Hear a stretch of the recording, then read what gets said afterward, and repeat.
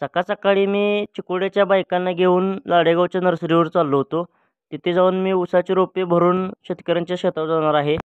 त्यानंतर मी आता नर्सरीवर आलेलो आहे आणि आता हे बघू शकतोय बायका व्यवस्थित अशी रोपे प्रत्येक कॅरेटमध्ये भरून घ्यायला चाललेले आहेत आणि मोकळी कॅरेट तिकडून घेऊन यायला चाललेले आहेत. प्रत्येक कॅरेटमध्ये ऊसाची रोपे 200-200 भरून घ्यायला चाललेले आहेत आणि ही रोपे मी लावण्यासाठी जाणार आहे. आमच्या ह्या नर्सरीची जागा आहे त्या मालकांची रोपे लावून घेणार आहे. तर आता आम्ही तिकडे जाणार आहे. तर ही रोपे पहिल्यांदा आम्ही अशी भरून घेणार आहे. रोपांचं बरोबर वय जे आहे ते 35 दिवसाची रोपे आहेत. ही लावण्यासाठी आम्ही जाणार आहे.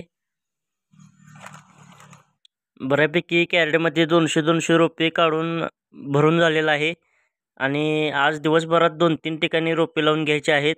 तर पहिल्यांदा आता आम्ही ह्या नर्सरीच्या जागेच्या मालकांची रोपे लावून घेणार आहे. तर आता जाऊया आपण शेतामध्ये. तर आता आम्ही शेतामध्ये आलेलो आहे आणि वाहतूक जरा जास्त असल्यामुळे एक कॅरेटची वाहतूक करायची चाललेली आहे रोपांची.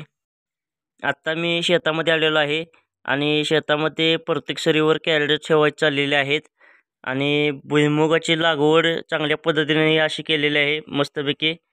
हे आहेत प्रगतशील शेतकरी संदीप शेळके, हे आमच्या नर्सरीच्या जागेचे मालक आहेत.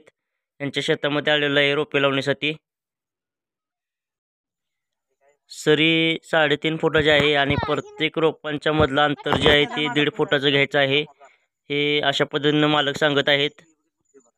आमच्या नर्सरीची यंत्रणा म्हणजे विषय हार्डच.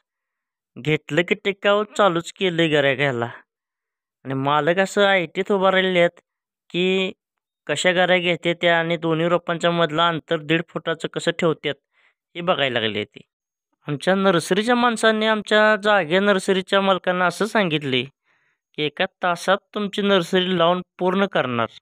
मग किती पण मोठा पाऊस होऊन दे, पण तुमची नर्सरी व्यवस्थितच लावून देणार. बायका शेतामध्ये रोपे लावस्तोवर मी नर्सरीवर आलेलो आहे आणि तवर थोडं थोडं तण काढून मी भरून टाकलेलं आहे. बायका आल्यानंतर आम्ही आता दुसऱ्या क्षेत्रामध्ये रोपे लावण्यासाठी जाणार आहे. आता मी दुसऱ्या क्षेत्रामध्ये आलेलो आहे.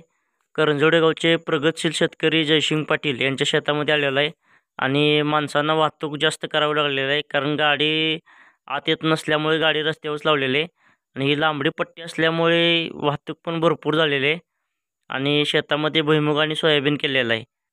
त्यानंतर 4 वाजता आम्ही करंजोडे गावचे प्रगतशील शेतकरी राहुल सूर्यवंशी यांच्या शेतामध्ये आलेलो आहे.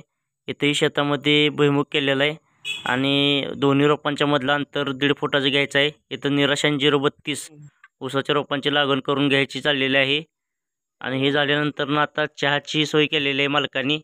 हे बघू शकतोय. आम्ही सकाळी 11:30ला जेवलोय आणि कंटाळा आला का नाही आणि माझ्या पण ध्यानात आलं ना तर मी कधी आता काम घेऊन चालू असते ना